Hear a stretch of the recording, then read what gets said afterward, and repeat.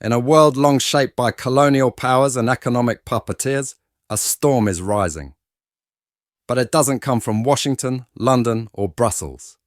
It comes from the Sahel, the heart of West Africa, from a place too often ignored on the global stage, Burkina Faso. And at the centre of that storm, a 34-year-old captain, a man of the people, a symbol of defiance, Ibrahim Traoré. Chapter 1. The Man from the Dustborn. In 1988, Traoré is a son of the soil, raised not in palaces or privilege, but in the dry, determined lands of Burkina Faso. A land that has known hunger, a land that has known war, but above all, a land that has never stopped resisting. He studied geology, joined the military, and watched his country slip deeper into chaos. He saw terrorism rise. He saw the people suffer.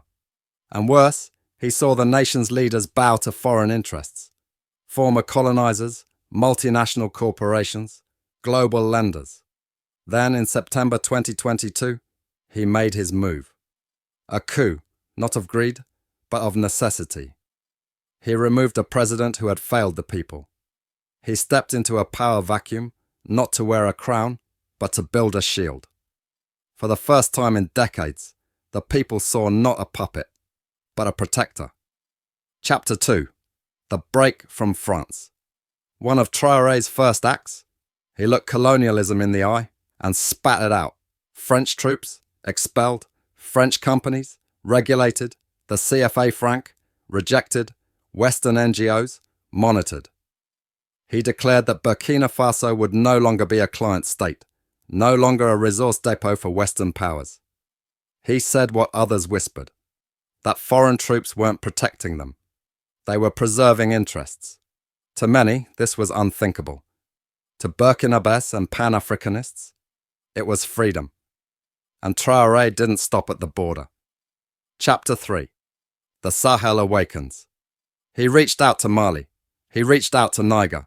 And together they formed a powerful new alliance, the Alliance of Sahel States, AES.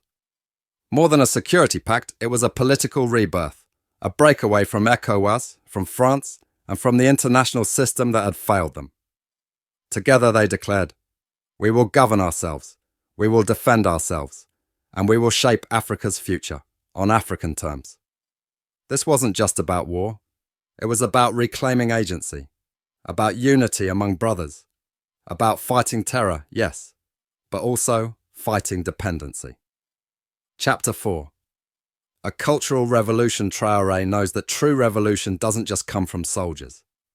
It comes from the soul of the people. In classrooms, colonial narratives are being torn out of textbooks. In art galleries, murals of Thomas Sankara rise again. On radio, on TikTok, in village squares, people chant his name not as a dictator, but as a visionary. Captain Courage. The Lion of the Sail.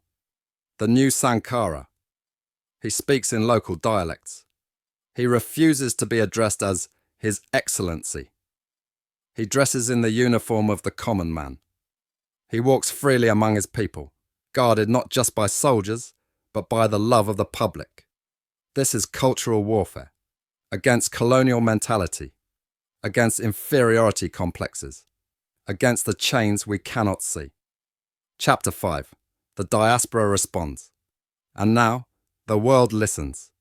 In Harlem, young Pan-Africanists wear Traoré's quotes on hoodies. In London, activists hold forums to study his leadership. In Jamaica, reggae artists sing of the Sahel uprising. In Barbados, students debate the return to Africa, not as a fantasy, but as a strategy. Traoré has ignited something powerful, a global black consciousness.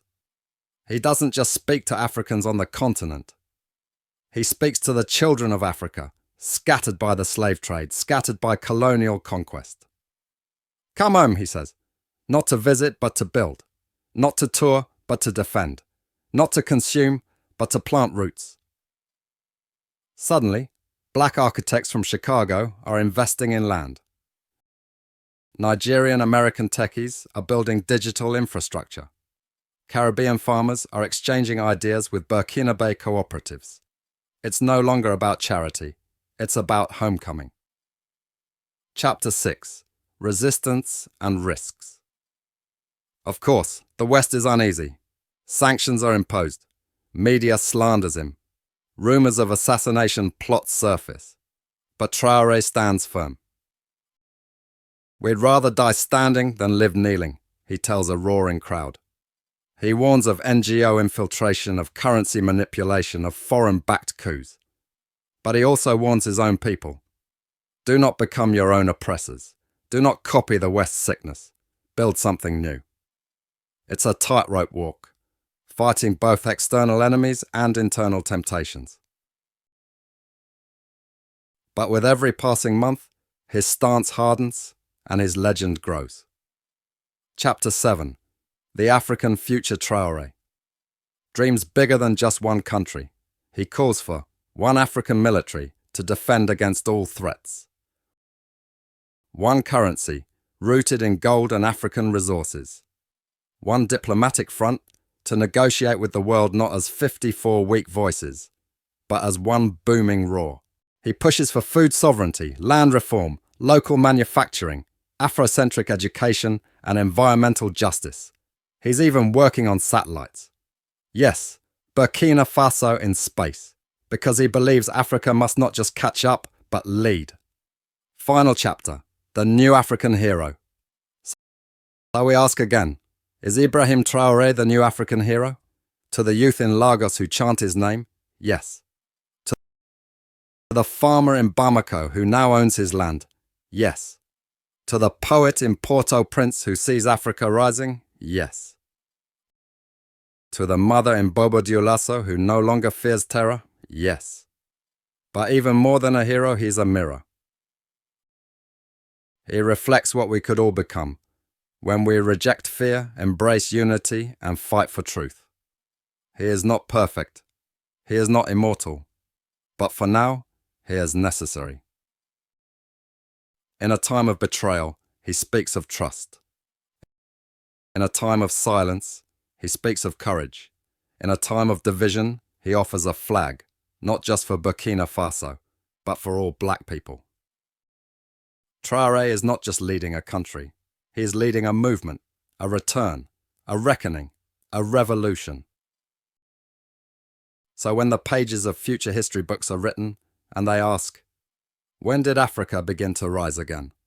The answer might just be, when a young captain from Burkina Faso lit a torch and the world finally turned to face the flame.